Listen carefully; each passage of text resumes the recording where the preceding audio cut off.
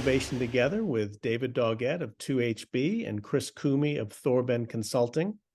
And beyond all the work you've done with your company, I know one of the things that you're passionate about is serving and using your skills, and you're reaching out and working on getting on board of directors so that they can benefit from some of your experience. So what steps are you taking now, and where do you see that going forward? So currently, I'm serving on a couple of nonprofit boards with Stanford University. I'm a co-president of the Stanford National Black Alumni You Association. better get that right if you're on the board. I know, crazy. And I'm also coming to an end of my service time with Howard Community College Education Foundation, which is a local community college here in Columbia, Maryland. Recently took the Harvard Business School's Accelerating Board Diversity class and met a bunch of really solid individuals in that class and prepared, for our fiduciary responsibilities for serving on boards. And what I do for work right now, I'm in cybersecurity. And I understand that that is one of those areas where there is a gap in board directors who have cybersecurity subject matter expertise. So a lot of what I'm doing right now is just building out what my expertise is in the cybersecurity realm. And it used to be that security was kind of a checklist or somebody else's problem.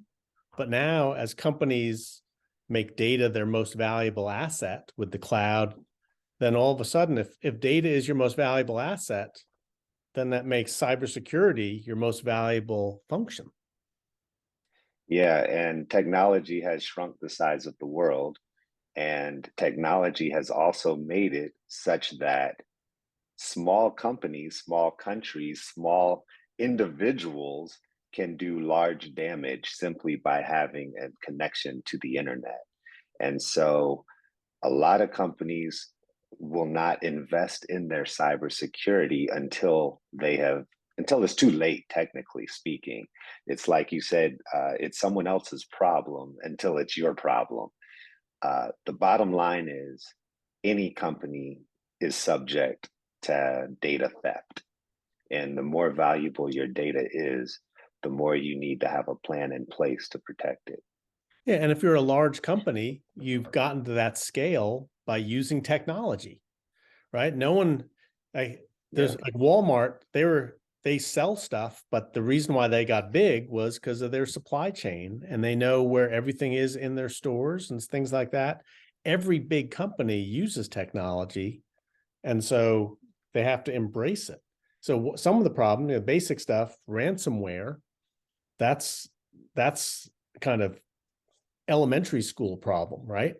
But yeah, Baltimore, you're not far from Baltimore, and they got shut down, 3 years ago? They couldn't even do a driver's license.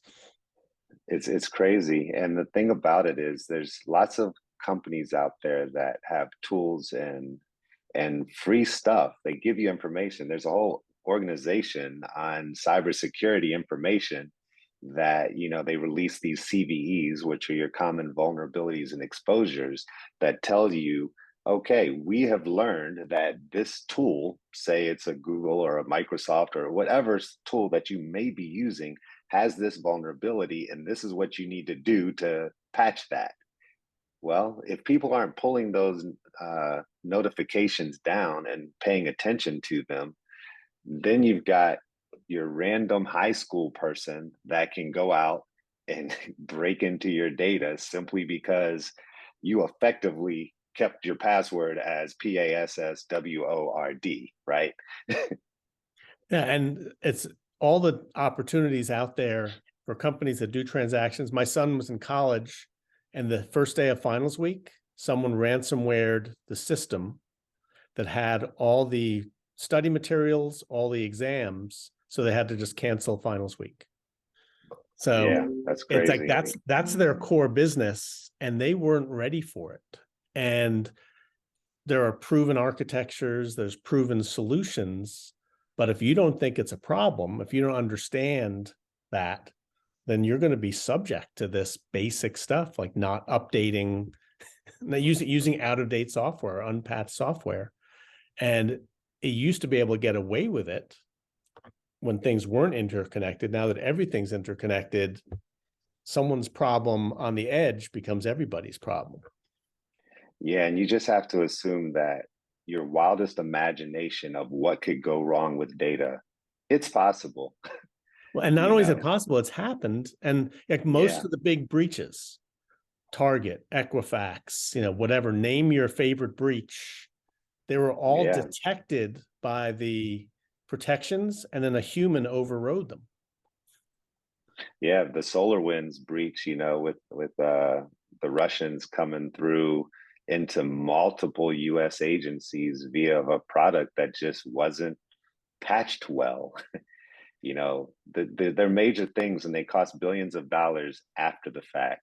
So it's really smart for companies to spend millions up front as opposed to billions on the back end.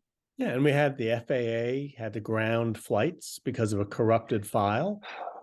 And, maybe that was security, maybe it wasn't, but it does go to having kind of integrity in the process. Well, I think we can agree that if they're using a system that was 50 years old, it's probably behind in technology. If they're using a system that was 20 years old, it's probably behind, or 10 years old Yeah. at this point.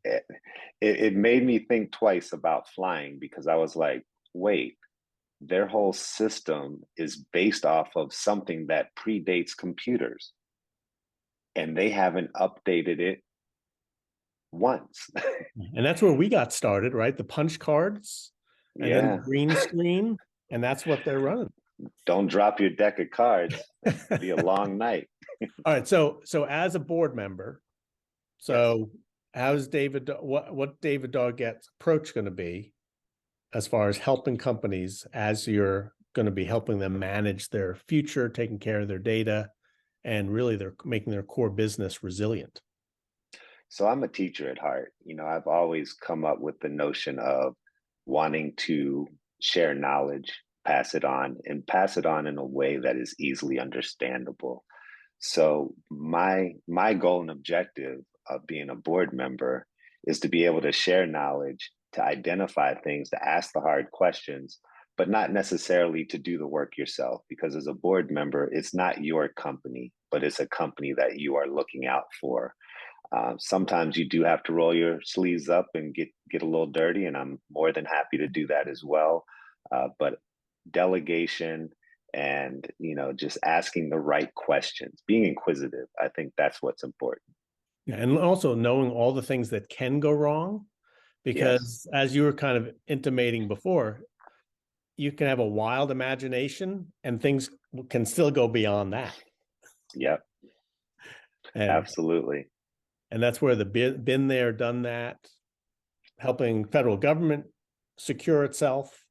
But any large organization has that need times 100 these days.